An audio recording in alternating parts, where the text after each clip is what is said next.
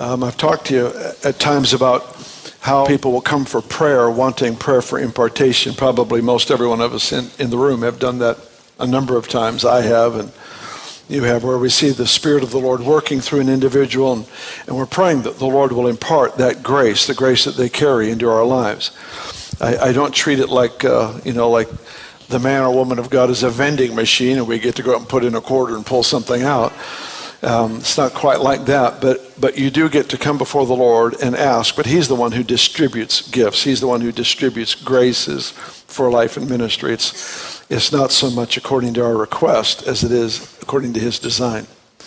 But having said that, the thing that I've tried to emphasize, especially in our school where this is a real hot subject and rightfully so, a very important subject for us, is that it's easy for me to lay hands on somebody and for there to be an impartation of a grace, a gift for life, for ministry. But it's impossible to impart to somebody my history with God. And every person is required to make their own history. And history is made primarily in the secret place. It's made where nobody's watching. It's true that you can make bold decisions and do bold acts in public places, but that's not where the history is shaped. The history is shaped in the quiet place, in the still place. And I want to talk to you this morning about making your own history with the Lord. Maturity comes when you learn not only to confess sin and to give him that part of your life, but maturity is seen when we begin to give him our gifts, our talents, our abilities. It's like something else begins to shift in the heart of the person when we realize not only do I need to give him my failures, but I need to give him my successes, because I can't afford to run in that without him either. I know I can't afford to hold on to sin. I need to be forgiven, but I also need equally, I need the grace of God on my life where he has gifted or called me or given me talents or skills. And so we learn from failure to give that to him. Then we learn in success to give that to the Lord.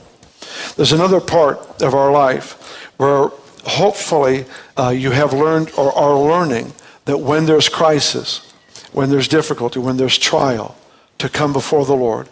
But not just come before the Lord in the sense of crying out for help, but coming before him until he speaks to you.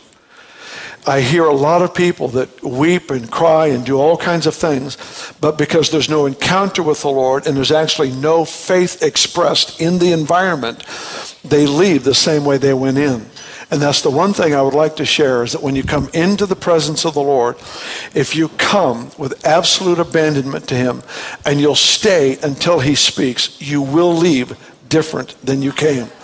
And we owe it to everybody around us to remain. Sometimes I can tell you from my own history, it's been in the middle of the night a breakthrough comes. Sometimes it's the wee hours of the morning. Sometimes I'm off in the woods and I'm by myself and I've got the word before me and the Lord will finally speak to me. And I don't even want to imply that he is slow in answering. I'm just saying I know that something is shaped in me when I am unwilling to pick up where I left off without his voice, without him speaking to me. I can take you around this room and I can show you where colon cancer was healed. I can show you where the woman got out of the wheelchair after 38 years of a paralyzed leg after a stroke, and she walked. I can take you around the room where the woman was born deaf, never heard in her life, in her 40s, and her ears opened up. She began to point to the speakers in the ceiling. I can take you through a miracle history in this room and outside of this room. But not only that, what's more important to me is I can take you through the pages of this book. And I can tell you, it was 1979, he met me here. He spoke to me through this word, and it changed my life. To see that sometimes when crisis or tragedy comes, we somehow go to people around us first, and maybe eventually to God, when it should be the opposite. What can a child get from the mother? You can only get milk. If you're going to get meat, you'll have to hunt it on your own. Milk is food that's been processed through the digestive system of a mother as she feeds her children. when we become addicted to the counsel of others. And I believe in counseling, and I believe in the need of getting that word from the Lord, from people around us. Sometimes the Lord will actually keep us from hearing directly from him so that we learn to turn to each other. But there are those who have never learned to turn to him. There's no personal history. There's no private weeping before the Lord, taking the word and holding it before him until he speaks. There's not that history of just holding the word before you saying, God, I've got to hear from you. As we begin to read page after page until finally he talks. And when he speaks, we meet in that place. And it's as though he created in this book a well, a spring of life. And I've learned through the years, it's been 40 years since I started this. I've learned through the years that I can go back to those watering holes. And I know that in certain needs, certain difficulties, I have places I may not have, half a day. I may not have 8 hours to go out into the woods and cry out to God. There may be a crisis. Somebody's on the phone right now. And I need to know where in this book I can turn to where I have met God and he has spoken to me. And everything was different since then. And a huge part of this story for me is that very seldom when he spoke to me did I leave the room and have the problem fixed. It would be the exception.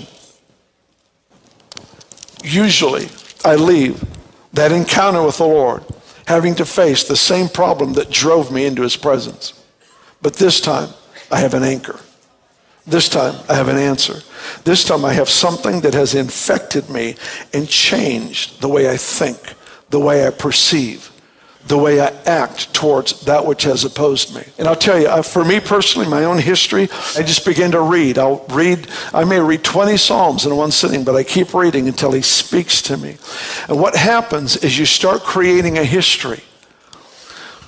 You can't get that from somebody else. I can share my testimony. I can give you a verse of scripture, what happened to me.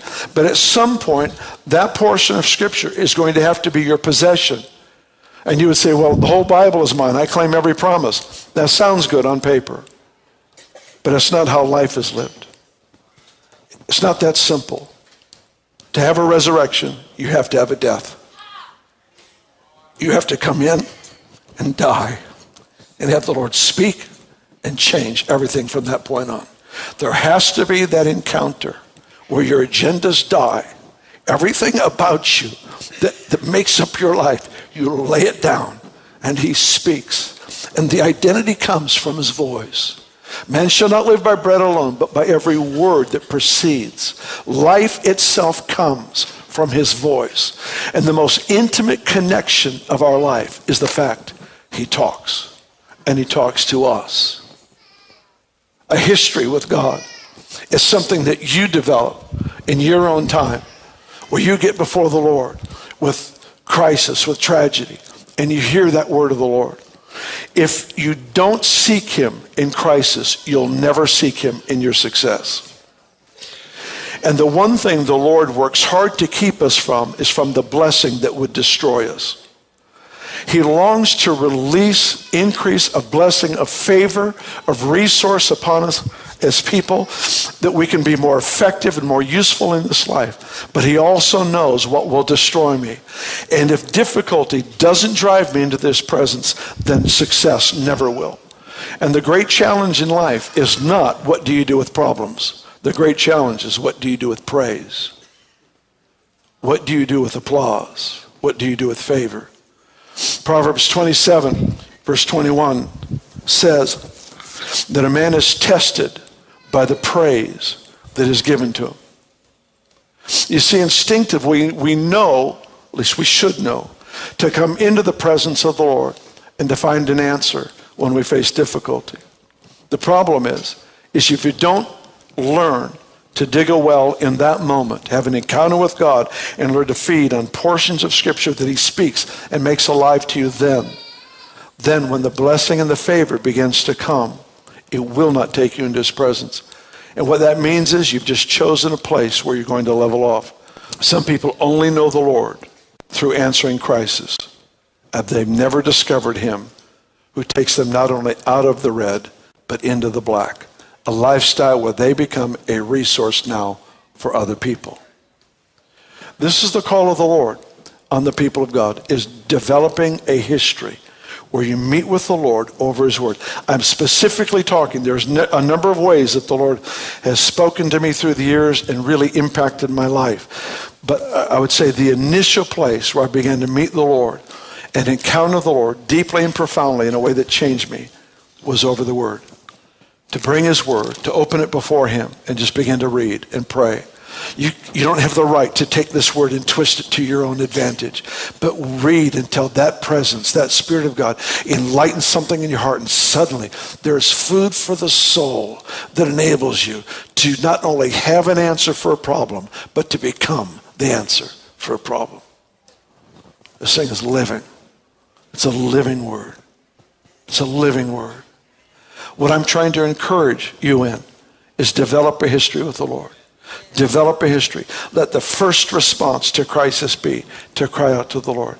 And the first response to success, to cry out to the Lord.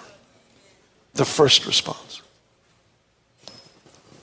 If you'll make history with God, he'll make history through you.